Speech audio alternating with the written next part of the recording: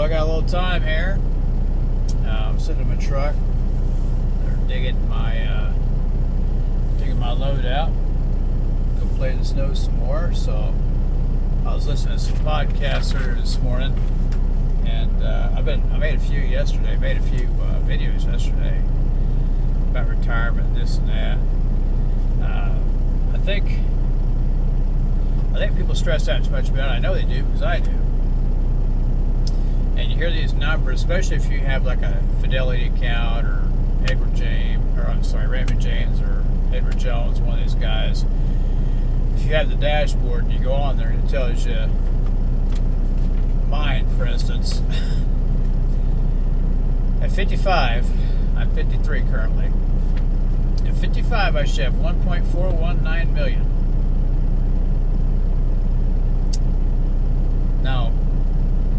No, that's not going to happen unless somebody wants to donate at least $1 million to me. I mean, I might be able to scratch 4 by 55, maybe the end of 55. Yeah, like right before my 56th birthday, I might hit 4. I didn't start this till I was 43, and I didn't get serious, but I didn't start maxing it out until I think 4 years ago. And so that's just not that much time for growth. So if you're not hitting those marks, don't worry, don't freak out. I'm going to give you some news here. Doesn't mean take your foot off the gas. I got my foot on the gas right now. I'm putting in, I'm maxing out my 401k, which is $30,500 because I'm over the age of 50. If you're under the age of 50, you can do $23,500. Maxing out my Roth, which is $8,000. If you're under 50, it's $7,000. My wife she's under 50, so she's doing $7,000. So combined, that's $15,000, be $45,500 with contributions. Close to $50,000 a year going there right now, and I'm not going to hit. I'm not going to hit what Fidelity says I should have at 55. It's just not going to happen. I wish it would. I mean, that'd be great. Because if I hit that number, it means I'm definitely going to be retired by 60. I think it's a few years down the road. So, if you ain't hitting that number either, don't worry. You're just like me. You're just going to have to tough it out. It doesn't mean you can't retire rich. Look, this whole thing. The whole reason why I'm doing these is, I enjoy doing it because I've got to talk it out anyway. If I wouldn't talk to the camera, I'd be sitting here talking to myself or listening to a podcast and talking to the radio anyway. So it's kind of an outlet for me. But I feel like I've learned a lot, and I just want to share that. And so I think a lot of people freak out when I talk to people about retirement. They do one of two things. They turtle up, and they just don't want to talk about, I'll never retire. I can't do it. Ain't gonna happen. Or they go, I'm okay. I don't want to talk. They don't want to talk about it, but you can tell they're probably not okay. They're probably just working at it, but they don't want to talk about it because they're embarrassed about it or whatever. I get that. I'm embarrassed about mine too. But if I share that I'm embarrassed about mine, if I share that I'm embarrassed that I waited until 43 to start, maybe it'll help somebody else who waited a long time too. And maybe they'll light a fire under their ass, and maybe their son or daughter will see that and they'll start early. Change is top down. If your kid learns something, you're probably not going to learn it. But if you learn something, you're going to pass it down to your kids and your grandkids, right? So anyway, I'll pass this along. This will give you a good laugh. I plugged in average retirement average and median by age, and it went 10-year increments. And this is AI generated through Google. So this is kind of funny. The average is 35 and under is 11 to 49,000 in retirement savings. Now, not just savings, but retirement savings. 11 to 49,000 in just savings, no retirement. So if they're doing like CDs or whatever, those aren't really considered retirement savings. That's just it's supposed to be something that keeps up with inflation, just place to harbor your money while it keeps up with inflation. Is basically all that is. You don't really make money off CDs. It's kind of a safe harbor is all they are. So 11 141,000 just in savings, 11 to 49,000 in retirement savings, and then they didn't give a median. So 35 to 44, 35 up 10 years, 141,000. This is kind of funny, maybe laugh. It's 141,000 to 49,000. Somehow AI wrote that backwards. It's supposed to be 49,000 to 141,000. 49,000 to 141,000 is the average. Median is 45,000. They didn't give a here to there on that one. Just savings is 28,000. Again, that's 35 to 44. So you call it 35 to 45. 49 to 141, 45 median, and 28 in just savings. 45 to 55, they didn't give a stroke here, broad stroke. It's just 313,000. That's average. I was like, I mean, 2 years behind that, Fidelity says 1.4 million. Average is 313,000, but that's average from 45 to 55. So if you put that right in the middle, it's 50. I'm running a little bit behind that one, but not terrible. Median's 115. Woo, woo, beating that one. First time I'm beating one yet.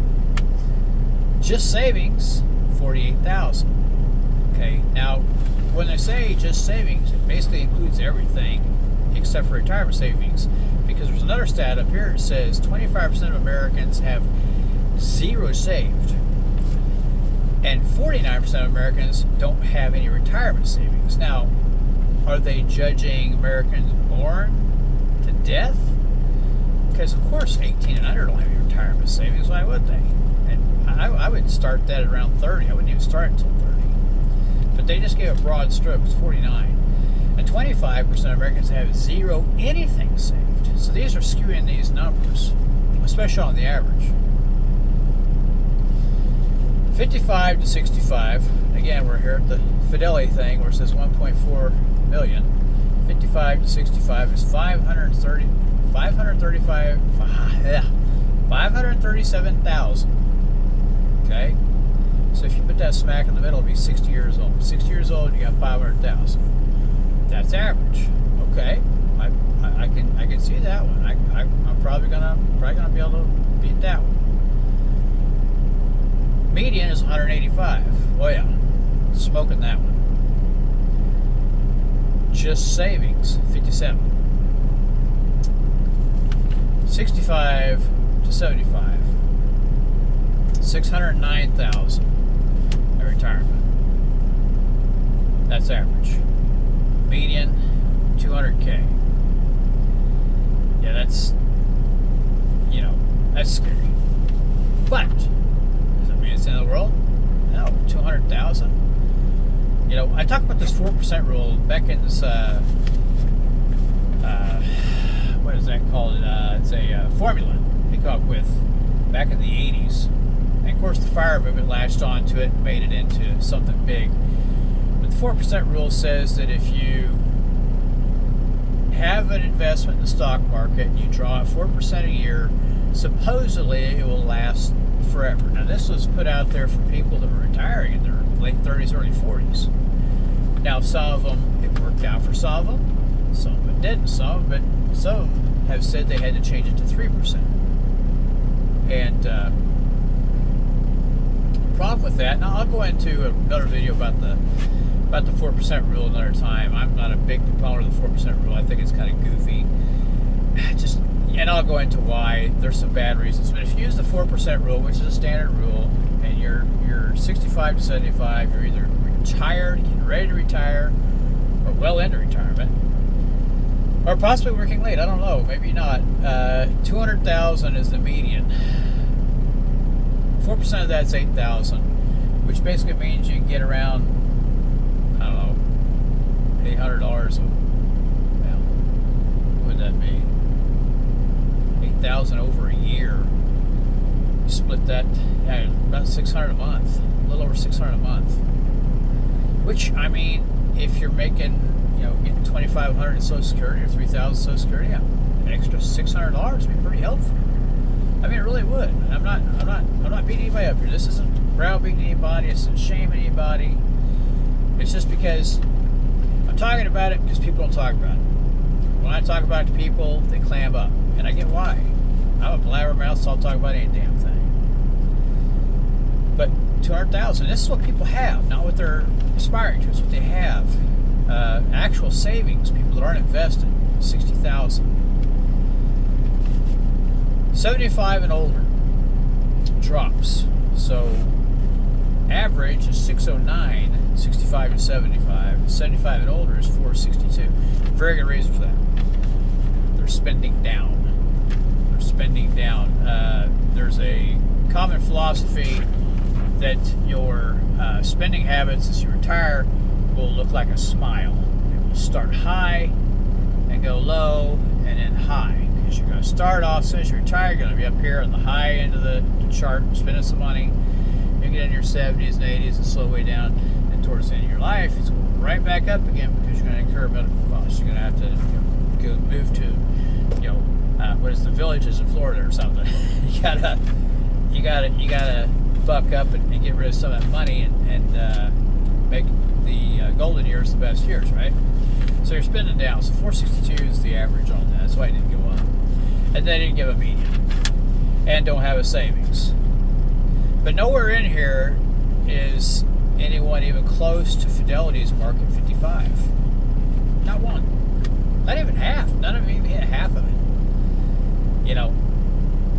So realistically,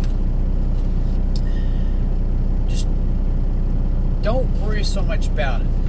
Like I said, if all you manage to come up with is 200, so be it. And there's other ways around this. If you don't have anything, well, it just means you got to work a few more years. I covered another video where if you work all the way to 70, your retirement, your Social Security ends up being pretty darn good. And if you could be debt free, try to stay in good health where you're not having to take a lot of drugs, get on Medicare, Medicaid. I know a lot of older folks are doing fine just on Social Security.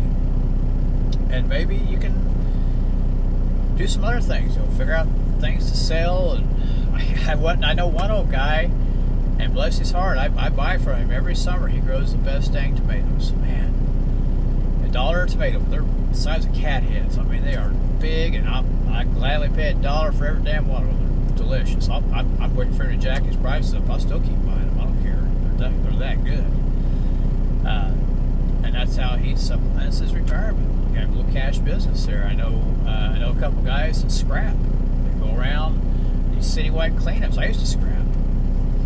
Go around these citywide cleanups. They pick metal out of people's trash and haul it off. I can tell you firsthand. I've walked away with $1,000 checks just for a weekend of picking up scrap metal. Me and my kids. My kids out there, that was one of those life lessons. Get them up on a Saturday morning. Hey kids, we're going to go drive around the neighborhood and dig through all your friends' parents' trash. And they try to hide their faces, and then I'd give them a piece of money. And all of a sudden they got $100 they're talking. They were the ones that were able to buy their first cars in high school. They're the ones that held down jobs because they learned these things early. So I'm okay with that. I'm proud of that, actually.